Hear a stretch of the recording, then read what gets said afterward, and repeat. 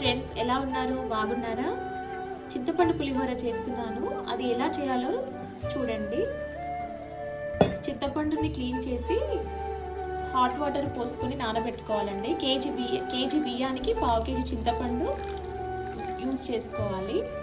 ఇలా ప్యాన్లో మెంతులు కొన్ని, ఆవాలు, జీలకర్ర, మిరియాలు, ధనియాలు, నువ్వులు, ఎండుమిర్చి. ఇది చాలా సిమ్ మీద ఫ్రై చేసుకోవాలండి. ఫ్రై చేసుకొని ఇది మిక్సీ పట్టుకొని మనం వండిన పులిహోరలో ఎంత కావాలంటే అంటే 2 table spoons or 1 table spoon quantity బట్టి మనం యాడ్ చేసుకోవాలి పులిహోరకి. ఇలా నానబెట్టుకున్న చింతపండుని గుజ్జు చిక్కగా తీయాలండి. ఇలా చింతపండు గుజ్జుని ఇట్లా కొంచెం చిక్కగా తీసుకొని స్టవ్ పైన పెట్టుకోవాలి. దీంట్లో కొంచెము దొడ్డుప్పు వేయాలి, కొంచెం బెల్లం వేయాలండి. బెల్లం వేసి పులిహోరకి టేస్ట్ వస్తుంది. కొంచెం ఆయిల్ వేయాలి, కరివేపాకు కూడా వేయాలి. మనం వేయించి పెట్టుకొని పక్కకు పెట్టుకున్న ఇంగ్రీడియంట్స్ అన్ని మిక్సీ పట్టుకోవాలి.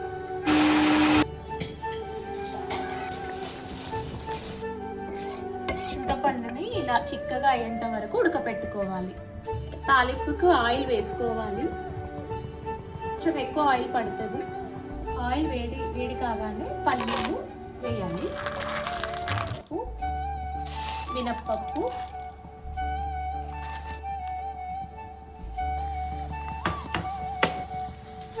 ఆవాలు, ఎండుమిర్చి,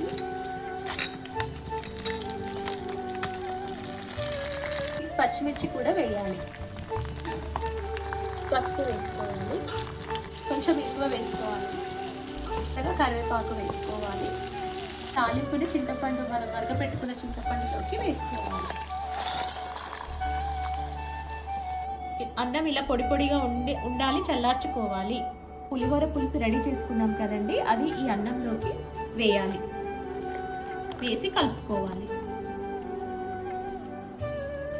మనం మిక్సీ పట్టుకున్నాం కదండి, ఆ పొడిని ఈ రైస్లోకి వేసి కలుపుకోవాలి. 2 టేబుల్ స్పూన్స్ కలుపుకోవాలి.